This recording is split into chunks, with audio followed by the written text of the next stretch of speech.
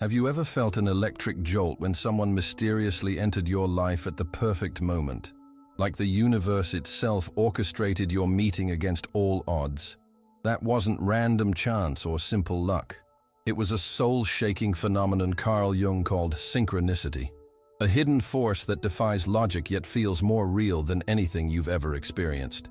That inexplicable pull, that cosmic whisper, telling you this connection means something profound. Why do you feel this? Magnetic energy? What secret messages is destiny sending through these encounters? Today, I'll decode Jung's explosive revelations about these spiritual signals and reveal exactly how to recognize when the universe is trying to unite two souls. But first, if you're finding this intriguing, do us both a favor. Hit subscribe right now. Seriously, thousands watch these videos without subscribing, missing life-changing insights. Tap that button so you don't miss what comes next, because what I'm about to share will permanently transform how you see every relationship in your life. Destiny begins to speak to you, but not with words. It does it with signals. They aren't obvious signals. They aren't bright advertisements or random coincidences. They are moments, glances, emotions, a dream you both had the same night, a thought that shakes you just when that person appears, or the unexpected crossing after years without hearing from them, right in the most improbable place. And everything seems to have a purpose. Jung didn't speak of destiny as a magical force that writes our story without our permission. He saw it as the result of a dance between our unconscious and the universe. He called it the self, that totality of who we truly are beyond the ego, which is always seeking to complete itself, to integrate. And when someone appears to help you in that process, it's because their soul has something to do with yours. This is where everything starts to feel inevitable, not out of obligation, but out of resonance. Two people who, from different paths, carry similar wounds, similar longings, and a mutual desire to understand the mystery of their existence. And it is in that encounter where the true signals arise. It's not just chemistry. It's not just attraction. It's the feeling that that person sees parts of you that even you had forgotten. And you see in them something that reminds you of yourself, but in a different form, purer or more wounded. It's as if they're shadows, and yours recognized each other. And this is where Jung comes in strongly. When two unconscious minds meet, they don't greet each other, they reveal each other. You find yourself acting in ways you don't fully understand. Your emotions intensify, your dreams change. You feel something inside you is in motion. That is one of the most powerful signals. Inner movement. Because when destiny wants to unite two people, it starts by shaking their inner world. You can no longer ignore what you used to. Evade. And then something fascinating happens. Symbols appear. Jung spoke of the symbolic language of the soul, and if you pay attention, you'll see it. Maybe you share a number that repeats constantly. Maybe a song appears again and again at key moments. Maybe there's an object that, for no apparent reason, becomes the thread that ties you together. None of that is trivial. It's your unconscious communicating with you through the outer world. It's life telling you. Observe, feel, connect. But these signals don't appear just to beautify a love story. They appear to transform. Because when destiny wants to bring two people together, it doesn't seek comfort, it seeks evolution. And that's why, many times, that encounter comes accompanied by conflict, challenge, trials, because the other isn't there just to give you pleasure. They are there to make you grow. And here comes another powerful signal: resistance. Because when the soul recognizes another important soul, the ego gets scared. Doubts start, fears, contradictions. You get close and then you pull away. You feel you can't be without that person, but you also can't surrender completely. And that isn't weakness. It's a reflection of the battle between the desire to evolve and the fear of the unknown. Jung knew it. The soul longs to integrate, but the ego fears disappearing. And right in the middle of that confusion, destiny keeps acting. Things keep happening that bring you closer, moments where everything seemed finished. And yet, something brings you back together. An unexpected message, an absurd coincidence, a feeling that there's still something pending, and that something isn't random. It's the echo of a story that comes from further back. Jung believed many relationships are guided by archetypes, ancestral figures that live in our collective unconscious: the lover, the sage, the wounded child, the warrior, the mother. And when you find someone with whom you activate one of those archetypes, you're not just living a relationship. You're representing a deep part of humanity. That's why it feels so intense. Because it's not just your story, it's everyone's story. And when that intensity doesn't dissolve with time, when instead of fading it grows with each encounter, with each silence, with each glance that needs no explanation, there's another signal. Time doesn't weaken the bond. It deepens it, because it doesn't depend on the external, because it doesn't feed on the superficial, because it is born from the deepest place, from where the soul remembers what the ego has forgotten. And the more you ignore those signals, the more they intensify, because destiny doesn't shout, it whispers. But if you don't listen, it starts to push. And if you still don't react, then it shakes you. Sometimes through pain, sometimes through loss, because there are people you can't let go of, not because you are weak, but because there is something that hasn't been said yet, hasn't been understood yet, hasn't been lived yet. And it's in those moments that a very strange sensation appears. You feel you are being guided, not by logic, not by emotion, but by a kind of silent certainty, as if a part of you already knew the way, even though another part doubts. That is intuition. Jung deeply valued it, not as a basic instinct, but as a manifestation of unconscious wisdom. Intuition doesn't tell you what you want to hear. It tells you what you need to know. And when that intuition insists, when every fiber of your body pushes you towards that person, despite fear, doubts, obstacles, that's where you have to stop and ask yourself, what if this isn't just another relationship? What if this is a sacred encounter? What if this person came to show me the face I still don't dare to see in myself? And when you start to explore that question, you realize the connection isn't made of pretty words or perfect moments. It is woven by an energy that defies logic, that survives distance, time, silence.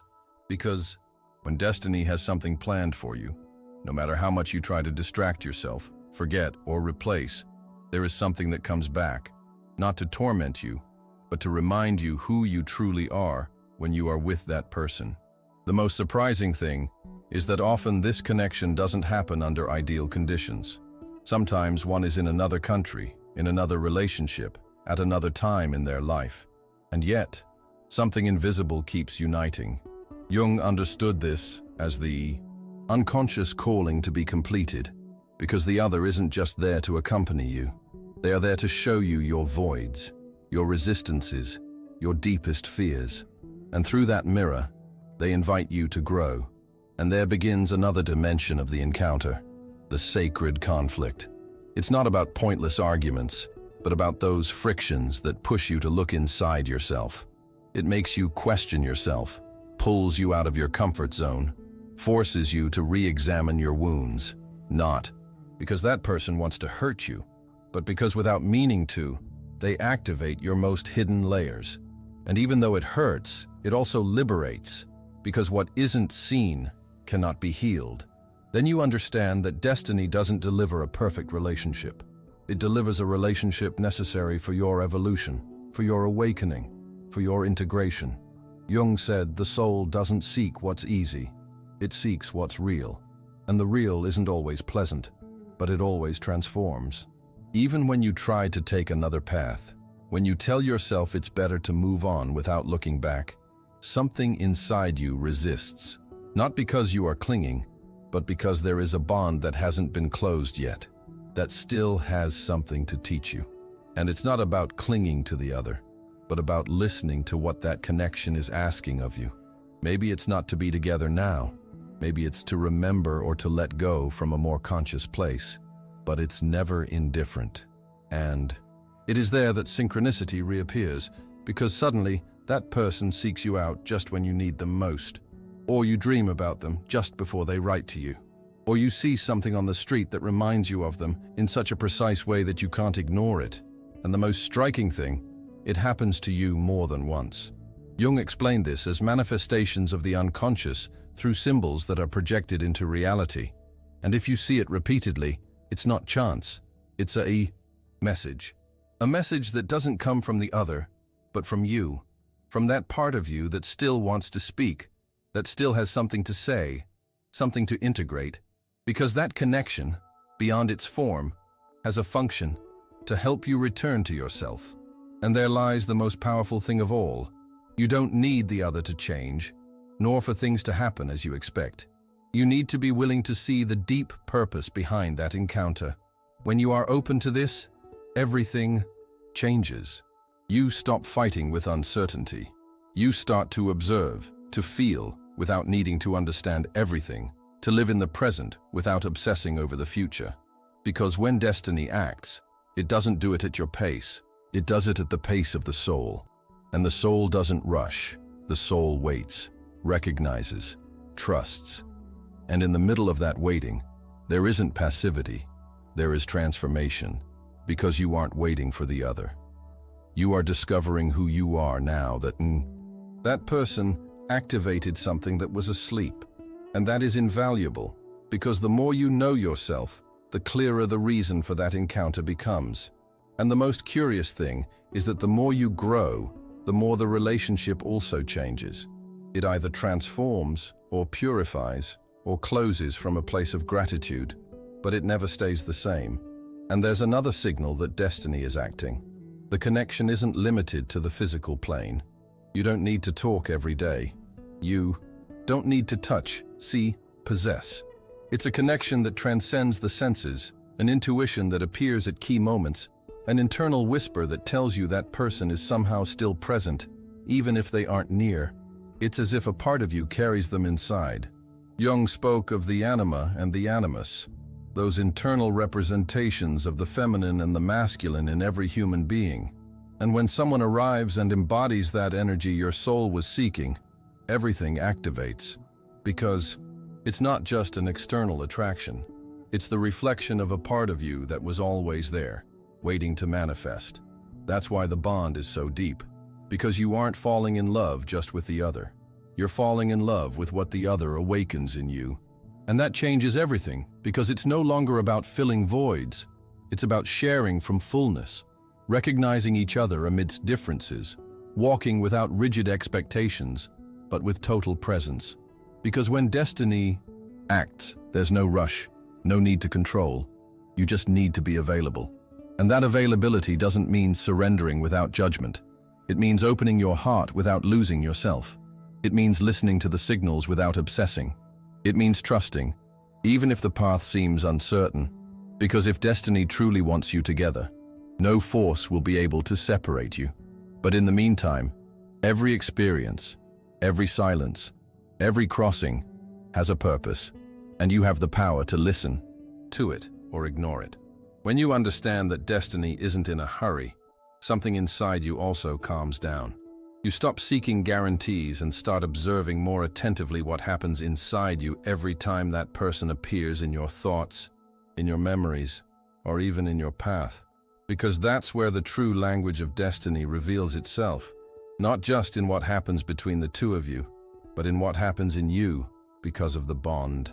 And the most mysterious thing is that the more you work on your interior, the clearer the reflection that the other represents becomes. It's as if that person had the key to a room you hadn't opened in years, a room where your most authentic, but also most vulnerable version dwells. And upon opening that door, you not only see him or her with new eyes, you see yourself from another place, a deeper, more honest, more real one. That's why there are bonds that hurt even when they haven't completely ended, because they touch such intimate, essential parts that you can't go back to being the same after having felt them. It doesn't matter if you were together a short or long time. What matters is the level of impact. And that impact isn't measured in quantity, but in depth. And if it pierces you that way, if it internally rearranges you, if it awakens something you hadn't explored, then there's no doubt that connection had meaning. But destiny doesn't always act kindly. Sometimes, for two souls to truly meet, they have to separate first. Because the real meeting isn't physical, it's vibrational. And if one of the two isn't ready, the universe takes care of creating distance. Not as punishment, but as protection. Because when a relationship arrives before its time, it doesn't flourish. It consumes itself, and destiny knows it. That's why, even in separation, there is guidance. The interesting thing is that even far away, some people remain present. They keep dreaming of you, keep feeling you, keep crossing your thoughts without warning. And you also perceive them in ways you can't explain. That isn't obsession, it isn't need. It's the energetic echo of an unresolved connection, of an incomplete learning. And there, the work isn't to run towards the other, but to look inward. Ask yourself what part of you needs to be seen, recognized, integrated. Jung spoke of the process of individuation as a path toward totality, and often that process is activated precisely in the presence of a significant relationship, because the other functions as an activator of what we have repressed. And that is the most fascinating thing.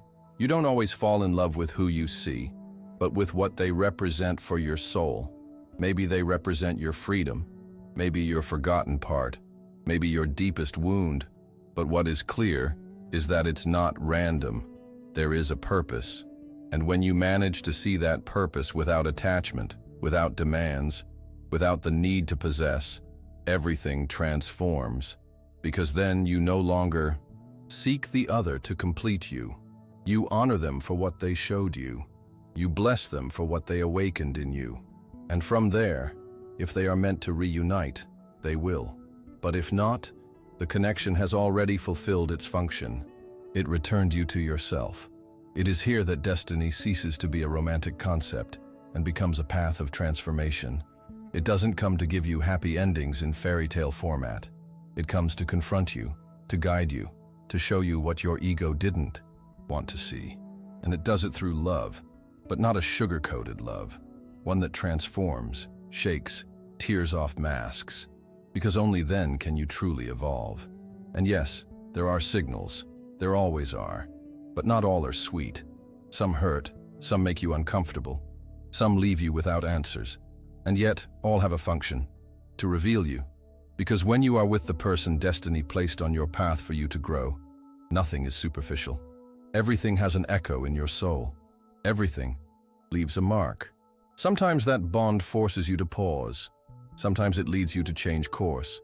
Sometimes it makes you choose yourself for the first time, because there are connections that don't come to give you what you want, but to teach you what you are worth. And although in the moment you don't understand it, later you are grateful, because everything made sense, even if at the time it seemed like chaos. And there's something else. When destiny wants you together, it doesn't need to shout. It shows it in synchronicities as small as they are powerful, in moments of sudden clarity, in sensations you can't explain, but that completely overwhelm you, in that feeling of deep familiarity, as if you already knew them from before, even if it's the first time you see each other, as if the soul remembered something the body doesn't yet comprehend. And if that occurs, don't ignore it. Don't deny feeling it. Don't try to force answers. Simply observe if something repeats, if a door opens.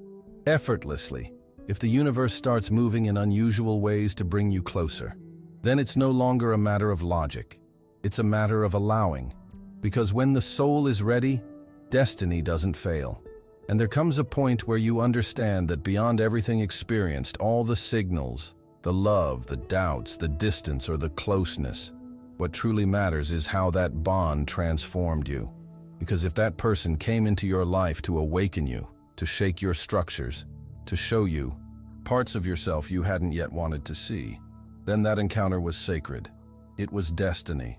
Not for what you achieved with the other, but for what you achieved with yourself through that other.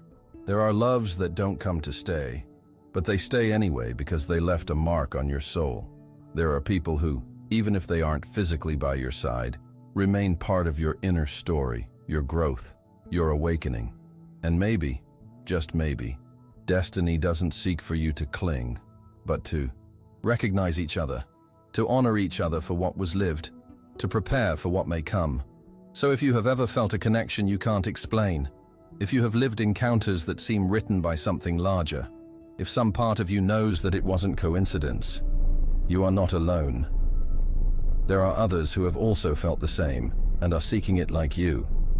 In the depths, in the soul, in the silence between two glances, in the certainty that needs no proof. If this message has resonated with you, if you felt that vibration of truth in what you just heard, I invite you to leave a comment sharing your story. Maybe someone on the other side of the world is feeling the same and will find in your words the signal they were waiting for. Give it a like if this touched a part of you that you don't normally share, and subscribe if you want to keep exploring the soul, love, and the mystery of our deepest connections. Together, we can take this message to many more people who, like you, know that destiny does leave signals. You just have to be willing to see them.